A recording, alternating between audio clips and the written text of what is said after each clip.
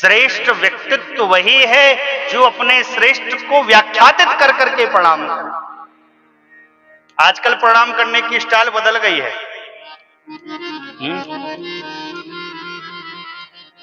प्रणाम करने की स्टाइल बदल गई। न शुद्धता का ध्यान रखते हैं, न शुचिता का ध्यान रखते हैं, पहुंच जाते हैं। पहले के समय में ऐसा नहीं था। व्यक्ति यदि अशुद्ध है किसी भी प्रकार से तो श्रेष्ठ जनों को, घर के श्रेष्ठ जनों को छूकर प्रणाम नहीं करता था। दूरित कीने दंड प्रणामो, निषाद राजगुह ने दूर से प्रणाम किया भगवान, दूरित कीने दंड प्रणाम।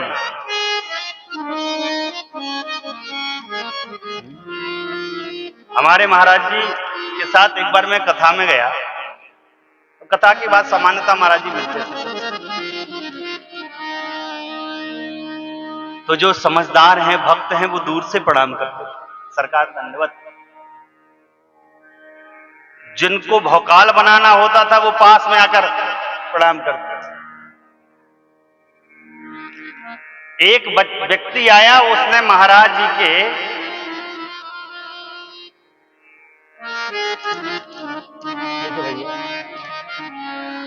एक व्यक्ति आया, उसने महाराज जी के पेट को छूकर प्रणाम कर लिया। ये कहिए पेट छुआ, कछु और नहीं छुआ, यहां से यहां से यहां से। अच्छा, अब तो छूकर प्रणाम नहीं करते। और महाराज, ये प्रणाम की स्टाइल है महाराज। अपने बुंदेलखंड में तो ज्यादा ही चलता है महाराज, हमारे यहां तो बहुत चलता है।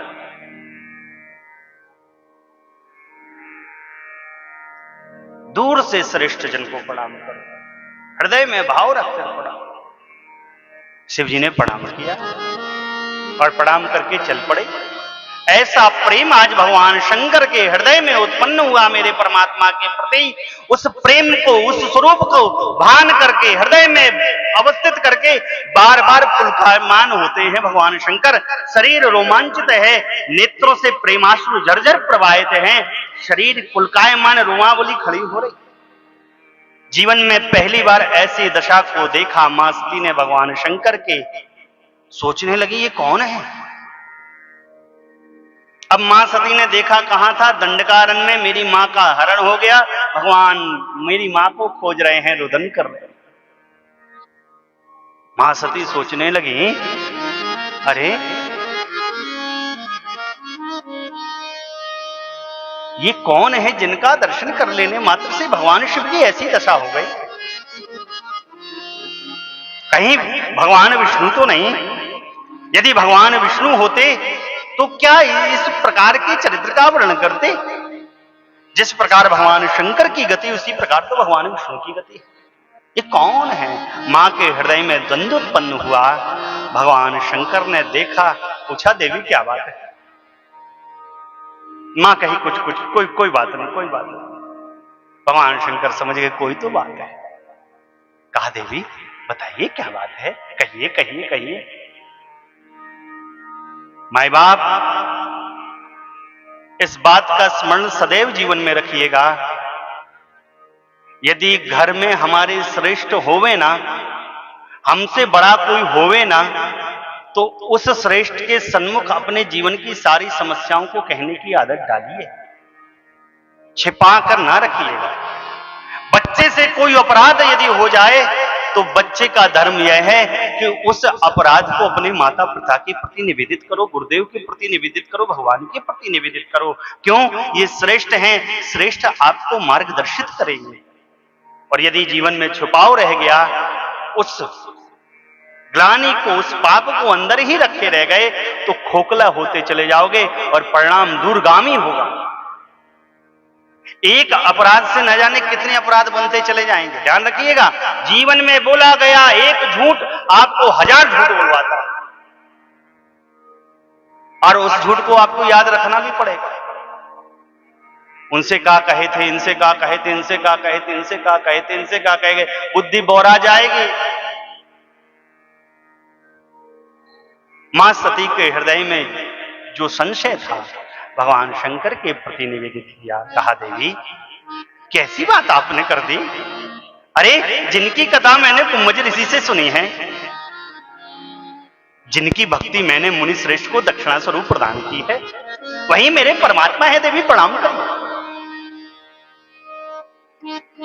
मां ने प्रणाम तो नहीं किया, भगवान शंकर से कुतर्क करने लगी।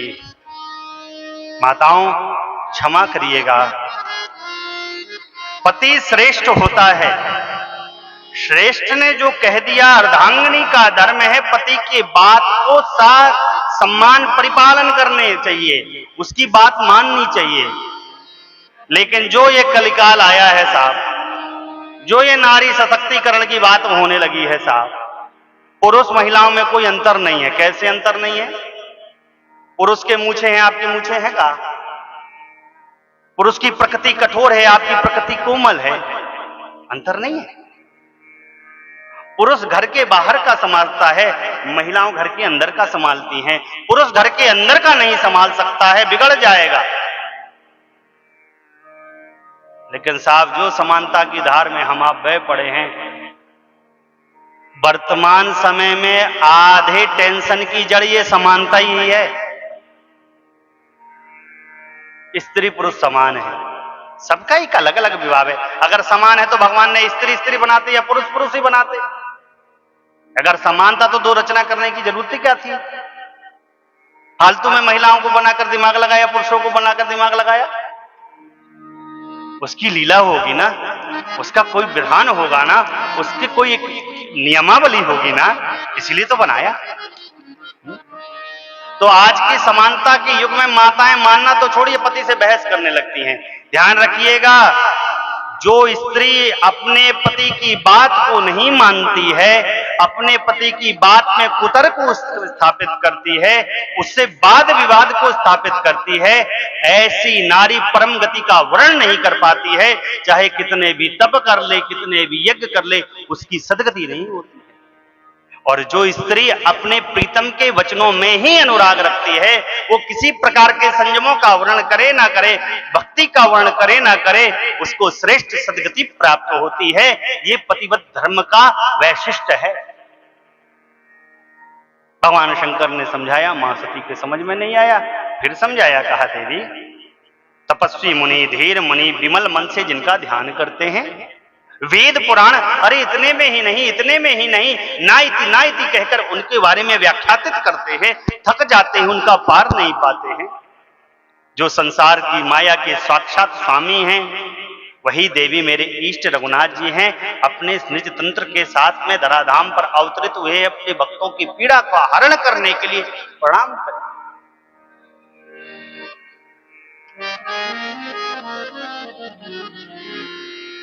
भगवान शंकर ने बहुत समझाया, लेकिन मां सती के कछु समझ में नहीं आओ। बहुत समझाओ लेकिन कछु समझ में नहीं आओ। और देखिए, सबको तो समझाया जा सकता है, लेकिन हम नहीं बोल रहे हैं कुछ, ये मुस्कुरा बस रहे हैं।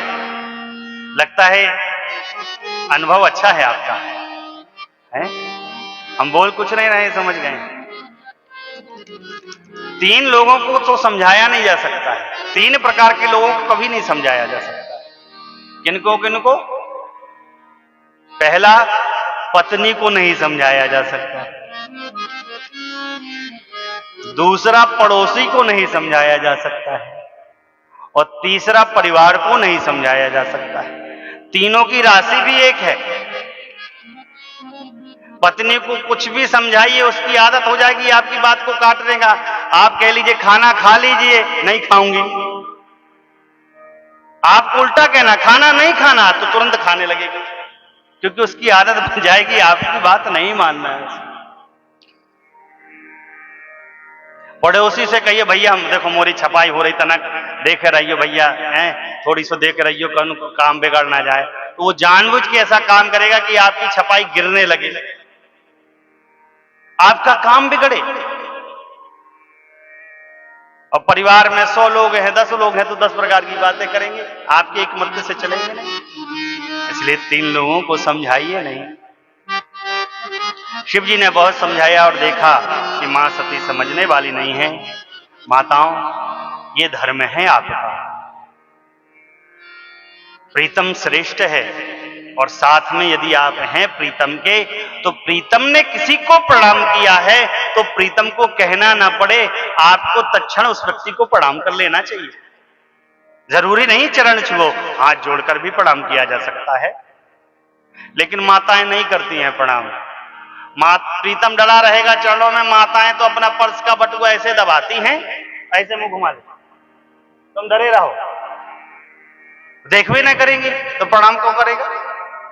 लेकिन आदत अच्छी नहीं है। शिव जी ने खूब समझाया, मां सती के समझ में नहीं आया।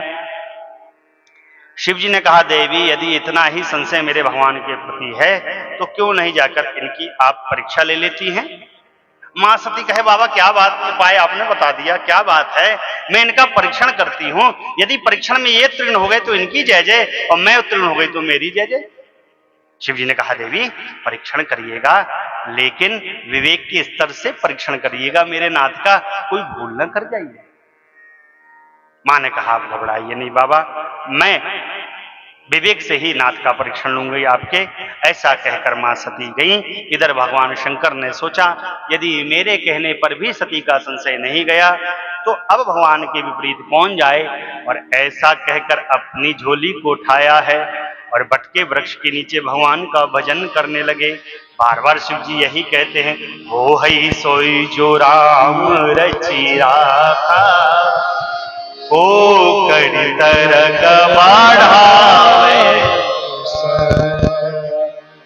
कौन तर्क स्थापित करे भगवान की इस लीला को। और ऐसा कहकर वट के वृक्ष के नीचे भगवान का भजन करने लगे। इधर मां सती गई। मां सती ने सोचा कैसे परीक्षण लूं। देखा परमात्मा मेरी मां को खोज रहे हैं, सोचा अपनी अर्धांगिनी को खोज रहे हैं, क्यों नहीं इनकी अर्धांगिनी का ही स्वरूप में बना लेती हूं। पहचान गए तो ठीक, नहीं पहचान गए तो बहुत अच्छा। और मां ने चाहा मेरी मां सिया के स्वरूप को बनाना, लेकिन माई बाप इस बात का ध्यान रखिएगा, कोई किसी के स्वरूप को प्राप्त नहीं कर सकता।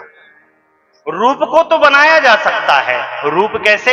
अलंकार को धारण करके, वस्त्र को धारण करके, आभूषणों को धारण करके, साज सज्जा को धारण करके, लेकिन किसी के निज आभा मुखमंडल को प्राप्त नहीं किया जा सकता है। मेरे जैसे मुखमंडल को श्याम भैया प्राप्त नहीं कर सकते हैं, श्याम भैया के मुखमंडल को करण नहीं प्राप्त कर सकते हैं, करण के मुखमंडल को गोविंद नहीं प्राप्त कर सकते हैं। इन सबका स्वरूप अलग अलग है, केवल रूप बना सकते हैं।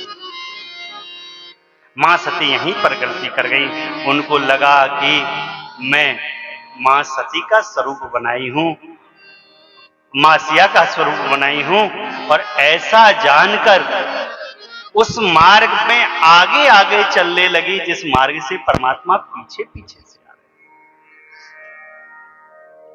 अब इनको क्या लग रहा था कि भगवान देखेंगे तो देखते ही मेरी ओर दौड़ पड़ेंगे।